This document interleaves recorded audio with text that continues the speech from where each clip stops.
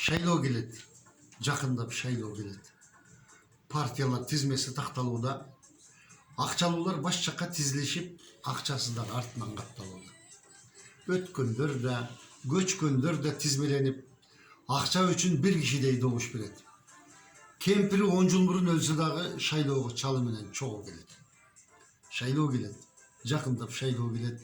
Бай келүү, топ улактар берилүүдө, акыл эмес акчага чиренгендер жеңичинен эл менен кезигүүдө. Шайлагын деп келишет, шайлагын деп 5 жыл уктап ойгонгон талапкерлер, биздин бала колдогон ушуну деп баягы эле чуркаган саяпкерлер. Байкуш эл келечектен үмүт үзүп, балдарың тентип кетсе убал болуп, сен болсо тагдырыңды өзүң чечпей, жүрөсүң соодагерге курал болуп. Миллион кыргыз мигрант аталышып, өкмөт жок колун сунган караган болуп, шайлоого катышууга шарт түзүлбөй, акча садал добушу арам болуп.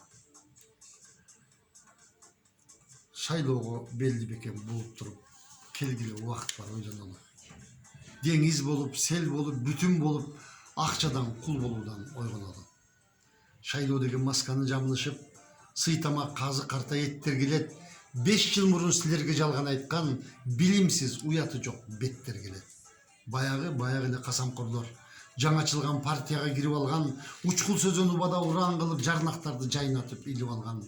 Азаматты тандасак көсөм болчу, өлкөнү туңгуюктан алып чыгар, болбосо азыркыдай шорун катып, парламентти башкарат улакчылар. Шайлоо келет, жакындап шайлоо. Кыргыз Республикасынын маданиятына эмгек сиңирген ишмер, сатирик колдоо агабыз Рахман Разыковдун «Шайлоо келет» деген чыгармасы болду. Агай, бул качан жазылды эле? Ушул бир жыл болоюн деп калды. Бул өзү чоң чыгарма. Мен мында кыскараак эле окуп койдум. Бул өзү өтө чоң чыгарма да.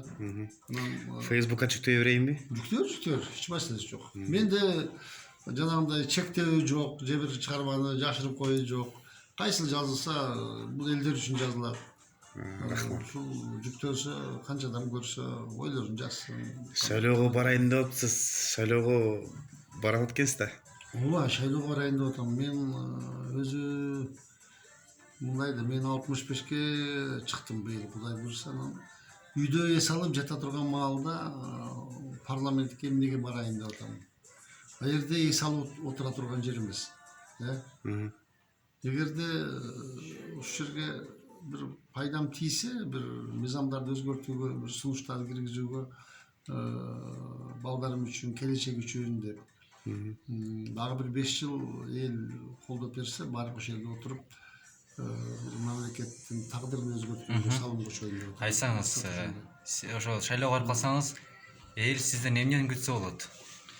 Ел менден эмес, биздин партиянын программасынан күтүш керек. Бүтүн Кыргызстан партиясы мамлекеттин башкаруу системасын өзгөрткөндү программада сунуш кылып атат. Бул деген президенттик башкаруу, өкмөттүн институтунун жок кылуу, премьер-министр деген должносту жоготуу, 120 депутатты 120 эмес 60 депутат чейин кыскартуу, анан мыйзамдын диктатурасын орнотуу.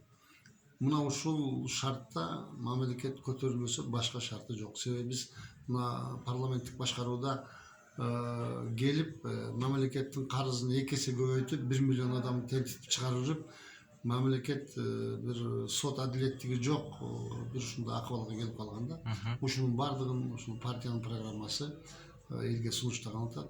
Мен ойлойм, бул көпчүлүк элдин каалоосу, элдин ушу мүдөөсү ушул болуп атат. Ошон үчүн ушул программаны колдоп, ушул партия менен баратам. Буйруса биз ушул максаттарды ишке ашырабыз. Биз жолдорго шагал төгүп бербейбиз, биз мектеп салып берем деп убада кылбайбыз, биз жерлерди айдап берем дебейбиз, биз көпүрөк салып бербейбиз, биз деген эшиктерге жарык коюп бербейбиз. Биз мамлекеттин мыйзамдуулугун оңдойбуз. Мына ушул максат менен кетип жатабыз. Чоң рахмат.